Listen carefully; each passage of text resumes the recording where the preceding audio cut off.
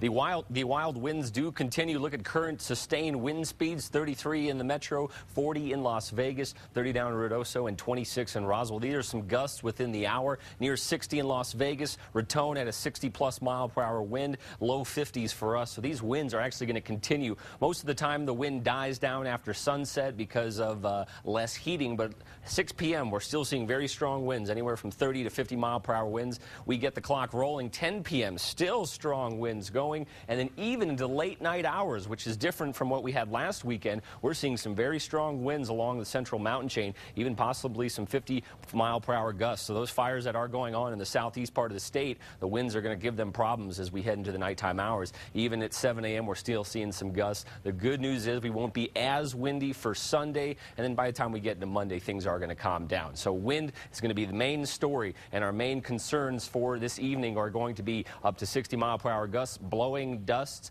I-25 crosswinds. If you're traveling north-south on I-25, crosswinds could blow high-profile vehicles like semis and Winnebagos and whatnot. Fire danger is going to be another huge issue as we get into the next 24 hours. Also, a low-pressure system, which is causing all the wind, is going to drop some rain. We've seen some scatter activity today.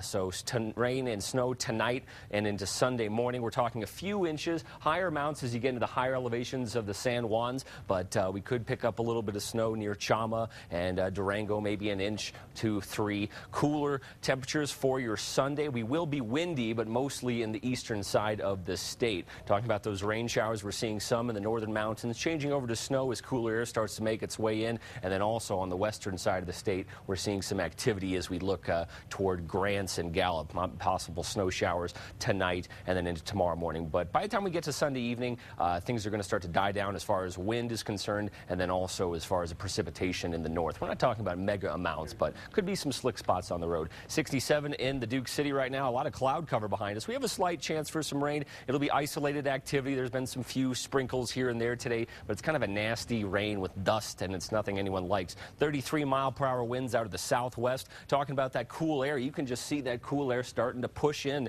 as we look at 91 in Carlsbad, 36 in Cortez. Quite a difference there. So let's do the numbers. Northwest New Mexico, we can expect rain and snow tonight, and then starting to taper off into the afternoon hours tomorrow. Temperatures much cooler for you as well, 41 in Durango, and then the 7-day forecast looks pretty good for the Four Corners. A shot at rain Wednesday and Thursday for Durango, but the start of the week is pretty nice, and actually that is going to be a high, pretty cold high for Durango tomorrow. As we look at southwest, sunny, cooler, breezy, 66 in Las Cruces, 62 in Deming, 64 in Alamogordo. In the east, it's still going to be windy. We could see 60-mile-per-hour gusts tomorrow in the southeast. That's going to be in high fire danger, and blowing dust is a concern.